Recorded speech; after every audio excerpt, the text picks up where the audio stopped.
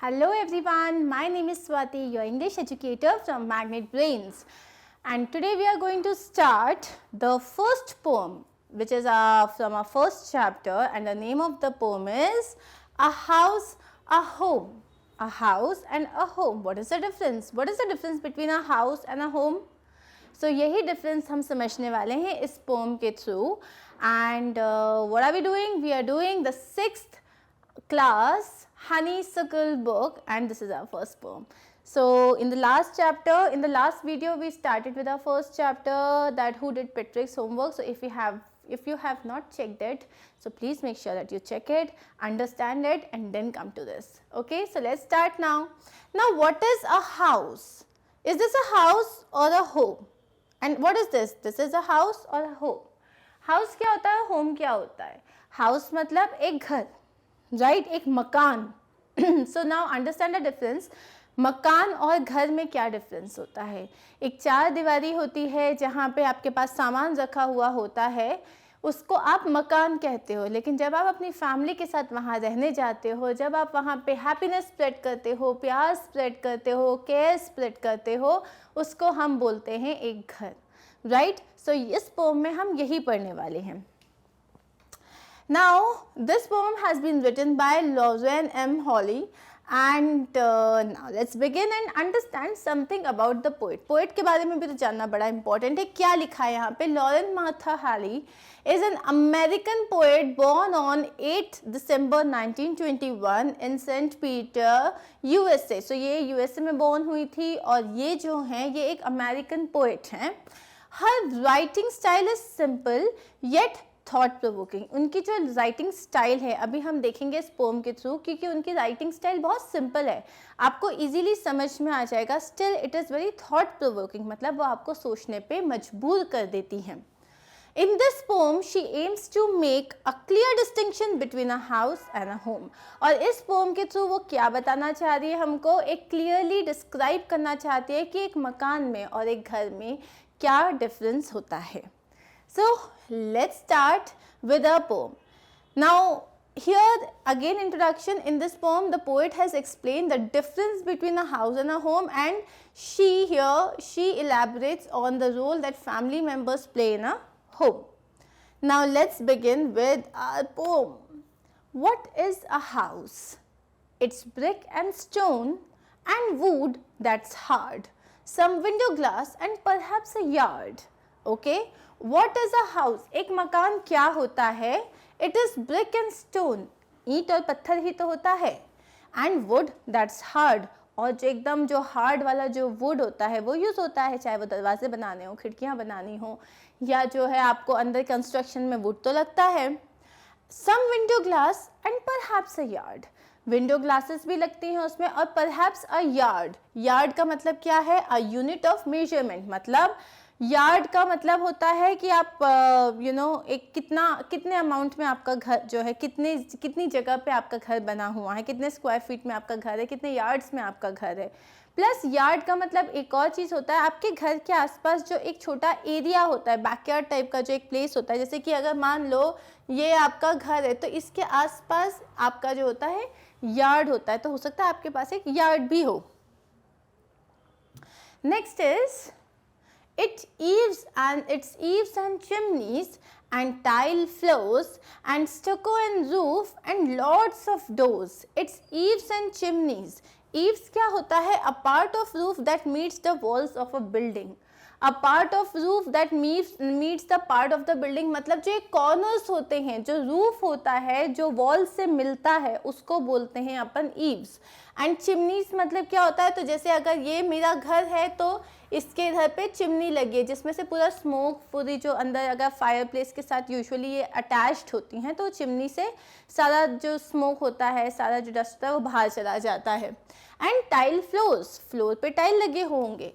And stucco and roof. Stucco क्या होता है? Stucco is fine plaster that is use for coating wall surfaces. अब आपके जो वॉल सरफेस है वो तो ब्रिक से बनी है आपकी सारी वॉल्स. अब इन वॉल्स पे क्या करते हैं? हम एक कोट लगाते हैं, इसको प्लास्टर करते हैं ताकि वो एकदम स्मूथ हो जाए, शाइनी हो जाए, और उसके बाद हम उसके ऊपर पेंट करते हैं. And roof, stucco and roof and lots of doors, और बहुत सारे दरवाजे तो होते ही हैं। What is home? So अभी इन दो स्टैंजास में हमने किसके बारे में बात करी? हमने एक हाउस के बारे में बात करी। अब हम बात करते हैं what is the home? It's loving and family. Home मतलब उसमें बहुत सारा प्यार होता है, बहुत ज़्यादा अपनापन होता है और उसमें एक फैमिली रहती है। एंड डूइंग फॉर अदर्स, जिसमें हम दूसरों का ख्याल रखते हैं, जिसमें हम दूसरों के लिए बहुत कुछ करते हैं। It's brothers and sisters and fathers and mothers. और एक फैमिली में कौन होते हैं? सिस्टर्स होते हैं, ब्रदर्स होते हैं, ममा होती हैं, पापा होते हैं। It's unselfish acts and kindly sharing and showing your loved ones you're always caring. एक घर क्या होता है? एक अनसेल्फिश एक्ट होता है। अनसेल्फिश एक्ट मतलब जैसे सुबह उठ के your mother prepares breakfast for you, then lunch for you, then dinner for you. She makes sure that if you are unwell तो वो आपका ख्याल रखती हैं। आपके फादर जो हैं वो काम करते हैं so that he can provide for you. आपकी सिस्टर कभी कभी आपको डांटती हैं ताकि आप टाइम पे होमवर्क कर लो। These are all unselfish acts, क्योंकि इसको करने से उन्हें कुछ नहीं मिलेगा, इसको वो दूसरों के लिए कर रहे हैं, that to unconditionally, where they are not expecting you to give anything in return, right? So these are all unselfish acts. And kindly sharing, आप हर कुछ शेयर करते हो। अगर मान लो आइसक्रीम का एक छोटा सा स्कूप बचा हुआ है तो उसके बाद उसमें से 1 स्पून मम्मा, 1 स्पून पापा, 1 स्पून दीदी, 1 स्पून भैया। So you share everything and that gives you a lot of joy as well. And showing your loved ones you are always caring. और हम क्या शो करते हैं कि जो भी है, whatever problem you are in, whatever it is, if it is happiness or if it is sadness, we are always there for you. हम क्योंकि हम पूरे टाइम में शो करते हैं कि हम आपकी बहुत केयर करते हैं, और इसे हम क्या कहते हैं? इसे हम एक घर कहते हैं। Right guys, so this was our very simple and very easy to understand poem, लेकिन with a lot of emotions. Yes, it is thought provoking क्योंकि ये हमें डिफरेंस बताता है कि एक मकान में और एक घर में क्या डिफरेंस होता है। What is the difference between a house and a home? House is only 4 दीवारी, जिसमें आपके पास में भी बहुत सारे आपके पास प्लेजर होगा। हो सकता है आपके पास वहाँ पे बहुत बड़ा घर है और उस घर में जो है एकदम अमेजिंग इक्विपमेंट्स लगे हुए हैं, सारे नेसेसरी आइटम्स सब कुछ हैं, लेकिन क्या उसमें एक फैमिली है? तो वो तो मकान ही कहलाएगा ना। It won't be called as a home. Okay, now let's quickly see the summary of this poem. A house is made of brick and stone and hard wood. It includes glass windows and very often a yard. There are a few other things also like tiled floors, plastered walls and many doors. However, all these things do not really make a home. एक house में ये सारी चीज़ें होती हैं, brick and stone होता है, hard would होता है, ग्लास विंडोज़ होते हैं, यार्ड होता है, टाइल फ्लोर्स होते हैं, प्लास्टर्ड वॉल्स होती हैं और बहुत सारे डोर्स होते हैं, लेकिन ये सारी चीज़ें मिला के भी एक घर नहीं बनता। It doesn't make a home. It is a loving family which makes a real home. एक लविंग फैमिली जो होती है, एक बहुत प्यारी जो फैमिली होती है, वही एक एक्चुअल घर बनाती है. In such a family people care for each other and work unselfishly. और ऐसी जो फैमिलीज़ होती हैं उसमें लोग एक दूसरे का ख्याल रखते हैं और अनसेल्फिशली एक दूसरे को बहुत सारा प्यार और बहुत ज़्यादा केयर करते हैं. Home means love and family. Home का मतलब होता है love and family. It means to work for the happiness of all those who live in the house. हम एक दूसरे की खुशी के लिए काम करते हैं. अगर किसी का बर्थडे होता है और हम एक अचानक से सरप्राइज पार्टी प्लान करते हैं तो उससे हमें क्या मिलता है? उससे हमें सिर्फ उस बंदे की एक स्माइल मिलती है, और वो स्माइल, उसी स्माइल के लिए अगर हम कोई काम कर रहे हैं तो ये एक अनसेल्फिश एक्ट है. आप उसकी हैप्पीनेस के लिए कुछ कर रहे हो और ये सिर्फ घर में होता है. That is brothers, sisters as well as parents. For the welfare of the family each member has to work unselfishly. इसीलिए हमें हमेशा अनसेल्फिशली ही काम करना पड़ता है, क्योंकि अगर हमने बोला, मम्मा ने बोला कि नहीं मैं तो ये खाना तभी बनाऊंगी अगर तुम मुझे ये ला के दोगे, तो क्या उसे हम प्यार और केयर करेंगे या कह पाएंगे उसे? नहीं, उसको हम एक सेल्फिश एक्ट कहेंगे. क्योंकि सेल्फिश एक्ट क्या होता है? जब मैं कुछ एक्सपेक्ट कर रही हूँ, और किसी की हैप्पीनेस एक्सपेक्ट करना is not a selfish act. They are kind to each other and share the happiness and the misfortunes together. वो लोग एक दूसरे के लिए बहुत काइंड होते हैं, एक दूसरे का ख्याल रखते हैं, खुशियाँ भी बांटते हैं, and they share the misfortunes together, मतलब प्रॉब्लम्स जो होते हैं उन्हें भी एक दूसरे के साथ बांटते हैं, उनकी प्रॉब्लम्स में एक दूसरे को सपोर्ट करते हैं. The members of a happy home care for each other, they show it by their actions that they love. और ये बोलते नहीं है पूरे टाइम दैट अरे मैं तुमसे बहुत प्यार करता हूँ, मैं तुम्हारा बहुत ख्याल रखता हूँ. उनके जो एक्शंस होते हैं उससे वो ये चीज़ बताते हैं, right?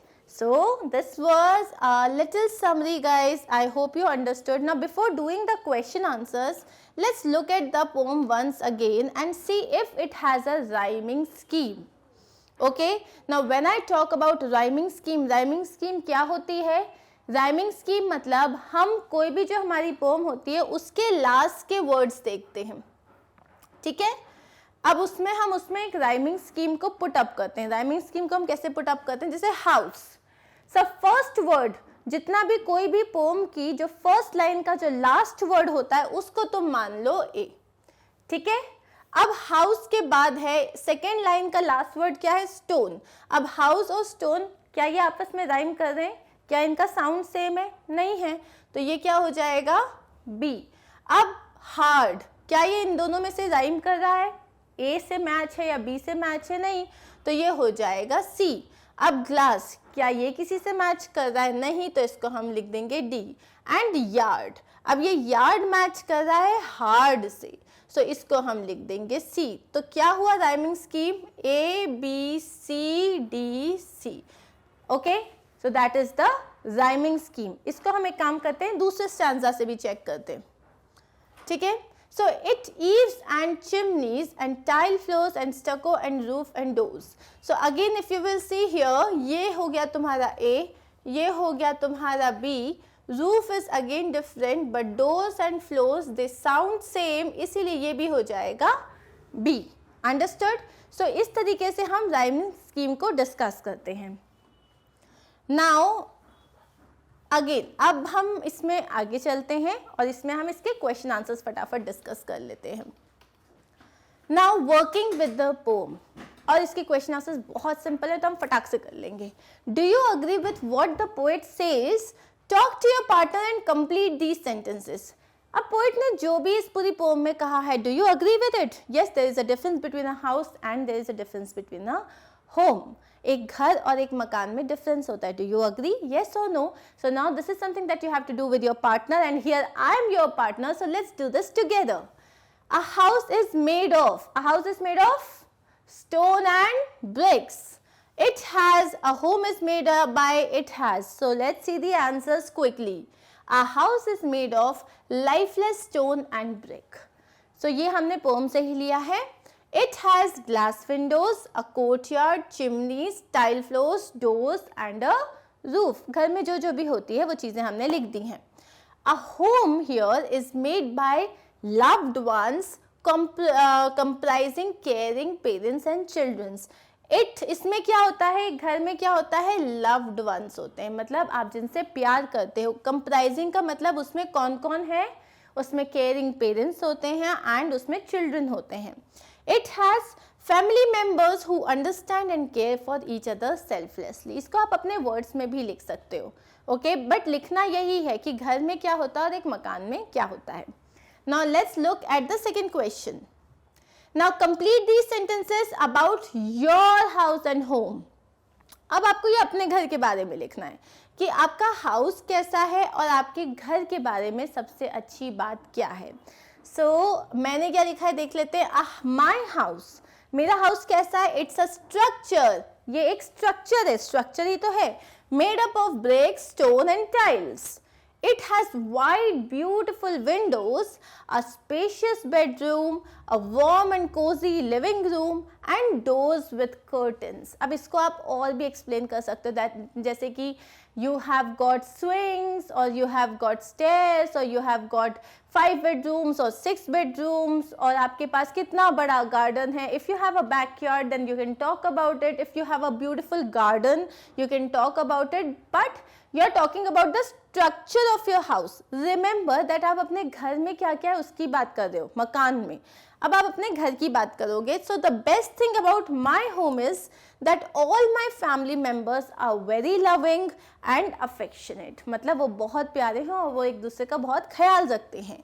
We care for each other and avoid misunderstandings और क्वेरल्स अमंग अस, तो हम एक दूसरे का बहुत ख्याल रखते हैं, we care for each other, और हम अवॉइड करते हैं कि कोई मिसअंडरस्टैंडिंग्स ना हो या कोई झगड़ा ना हो। देखो झगड़ा हर घर में होता है, मम्मा पापा का होता है, भाई बहन का होता है, सिस्टर्स का होता है, ब्रदर्स का होता है, झगड़ा होता है because we have different thought process, हमारी सोच अलग है, हमारा तरीका चीज़ों से डील करने का अलग होता है, लेकिन उसके बाद भी हमको सामने वाले की ओपिनियन को थोड़ी सी रिस्पेक्ट देनी होती है। अगर हम वो रिस्पेक्ट देंगे, उसको समझने की कोशिश करेंगे, तो हमको कभी कोई इश्यूज़ नहीं आएंगे, राइट? चलो हम आगे बढ़ें, आगे बढ़ते हैं थैंक यू के साथ। So we are done with our poem and on this note I like to say stay connected, stay tuned, thank you.